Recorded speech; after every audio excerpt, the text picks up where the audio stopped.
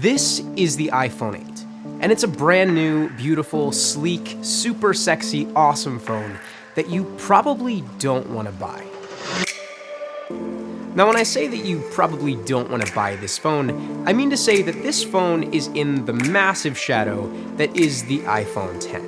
But let's forget about the iPhone 10 for a second, and let's talk about what makes the iPhone 8 so great.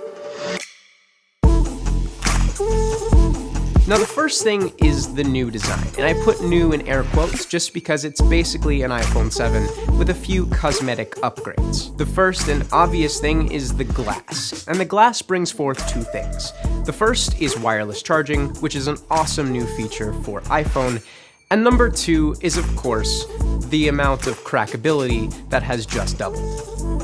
On the topic of wireless charging, I am really happy to see Apple adopting this technology. It's not new by any means, Samsung has been using it for a while now, and Apple's version is definitely a bit slower than Samsung's version. It's using Qi charging, but nonetheless, I'm very happy to see Apple finally joining the game on this one. Now, on the topic of that glass, we also have three semi-new colors. The first is, of course, the silver or white version, which is still my favorite.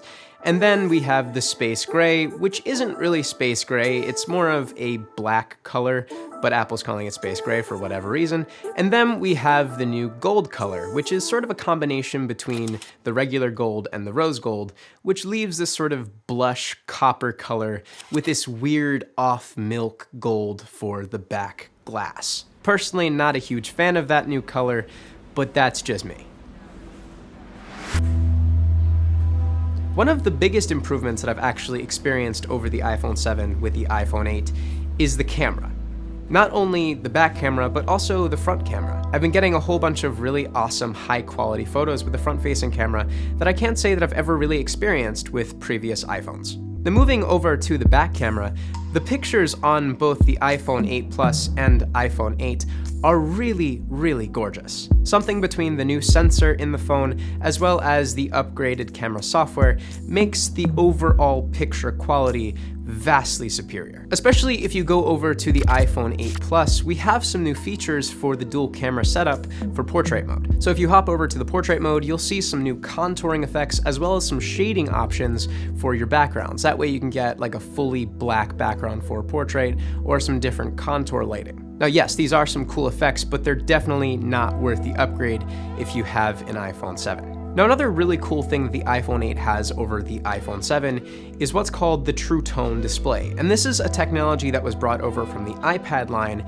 and essentially it matches the color temperature of your phone to your current environment. But you have to understand, this is one of those features that you sort of take for granted after a while, and then you go back to a phone that doesn't have True Tone, and the screen just looks weird.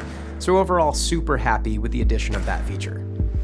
So you can't really talk about an iPhone without talking about the performance. And the performance has been absolutely phenomenal. Because of course, it's an iPhone, and it's running the best that Apple has to offer, which is iOS 11. And everything's super smooth and super buttery, but a few things definitely stuck out to me while using this phone.